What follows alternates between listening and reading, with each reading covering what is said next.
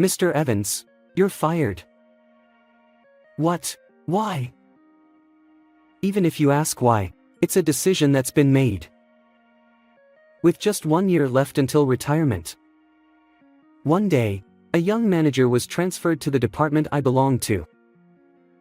One day, the manager called me in and suddenly announced my dismissal. They wouldn't tell me the reason. Feeling at a loss and having no choice but to accept the dismissal, I told my wife about it. And the next day, when I went to pick up my belongings at the company, the office was in an uproar. "My name is James Evans. I'm just a mediocre employee at a securities firm. I switched to this firm when I was 30. And for 29 years since then, I've worked tirelessly for the company. I had just 1 more year until retirement." "Evans, about this handover. Let's see, is it about the clients here?" "Yes. I've taken over from you, but I was wondering how best to handle it. It's best to have thorough discussions with these clients. Since it's not small-scale transactions but large ones, they're also cautious. If we can address their concerns in our meetings, we can smoothly carry out the transactions." "I see, I understand. Thank you very much." With retirement approaching, I was handing over my responsibilities to my subordinates. With just 1 year left, the system was in place for me to focus on internal work, and I was finally relieved to have completed a phase of work. One day, there was a person transferred to our department from a different city. When I saw the person escorted by the branch manager, it was a young employee. I thought, a new recruit transferred at this time. That's rare, and as the employee who had just been transferred was introduced by the branch manager. "We have a new department manager transferred to our department this time. His name is Tom Green. Let's have him introduce himself. I have been transferred to this department and appointed as the manager. I'm Tom Green. I'm still young, but I'll do my best to lead everyone like my father, who leads this company. Everyone, I'm counting on you." Hearing the surname Green, I remembered the existence of the president's son. He was indeed the president's son. As the president's son, I understood that he had obtained the exceptional position of manager at the young age of 25. This document is hard to read. Who made this document? Yes, it was me, but why is this document formatted like this? Can't it be made more readable? This document has been decided to be created in this format from before, so I've been creating it like that. Ha! Even if it's been like that before, can't it be revised? If it's hard for me to read, I think it would be even harder for my father, who is the president. Are you going to present something like this to the president? I'm terribly sorry. Besides, if I were to become the president and presented with such a document, I would lose interest. Please create documents that catch my eye as well." He often brought up his father in conversation. Because of that new manager, he's the president's son, but he's got a bit of an overbearing attitude, doesn't he? He just tosses work to us and then acts like he doesn't know anything. The other day, I made the document exactly as he asked, but he still complained. It's hard to speak up because whenever you do, he brings up his father. He was disliked by those around him. In fact, I also noticed several occasions where the manager mentioned his father during conversations. I tried not to pay much attention to it, knowing I only had 1 more year until retirement. "Evans, can I have a word with you?" "Yes, what is it?" "It's not ideal to talk on the floor, so shall we talk in the small conference room?" "Understood." One day, after finishing my lunch break, I returned to my desk to resume work, but I was immediately called in by the manager. I was suddenly summoned to the small conference room individually, wondering if I had done something wrong. Is it about the client I recently started a new deal with? Or is it about trouble with my previous responsibilities? Or is it something more important?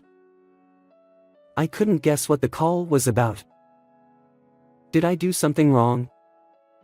Or is it about something else? No, it's just about something else. Since I couldn't get any more information from the manager then, in the small conference room, I headed to the conference room, pondering various things in my head.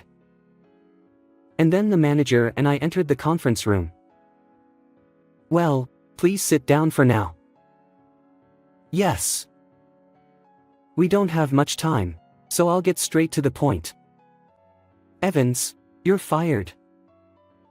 I was shocked by the sudden dismissal and involuntarily stumbled for words. While the manager across from me was handing me a dismissal notice and talking, I couldn't remember the details as I was surprised and trying to recall if I had done something. I mustered the courage to ask for the reason. Why is that? But the manager only responded without explaining the specific reason for the dismissal. This is a decision that's been made. Despite repeatedly asking for the reason, I was only met with "because it's a decision" and brushed off. Evans, you're reaching retirement next year, so think of this as an early retirement.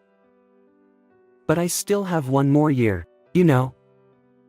Physically, I'm still fine for another year, and I can still work like everyone else.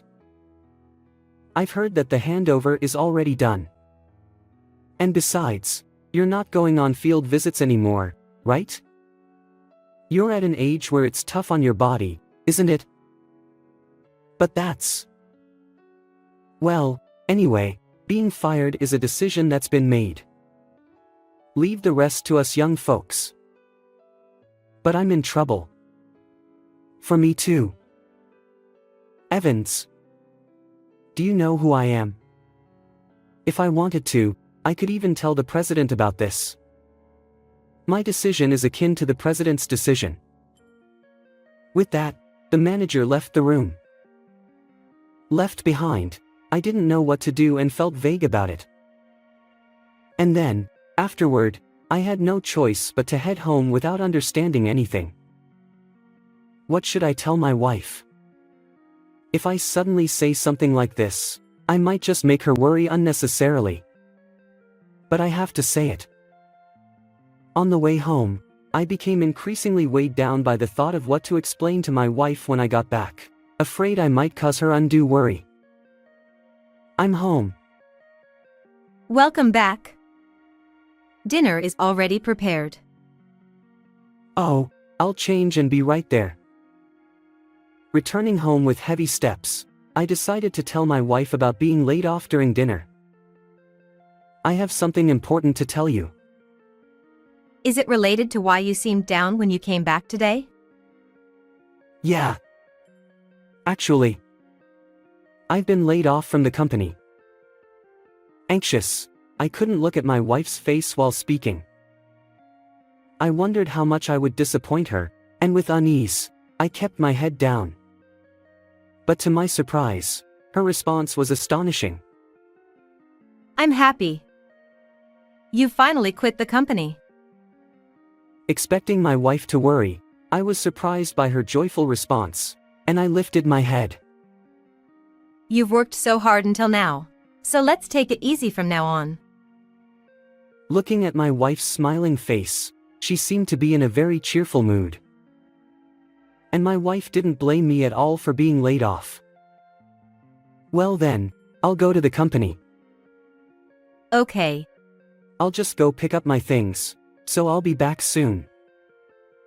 The next day, I went to the office to gather my belongings. As usual, when I entered the company, the atmosphere was unusual. Who is it? Whose doing is this? Why haven't we been informed? Boss, you have a phone call. Damn. Another call in this situation? Furthermore, when I headed to my floor, the manager was panicking and shouting. Was there something this morning? The manager seems flustered, but what's going on?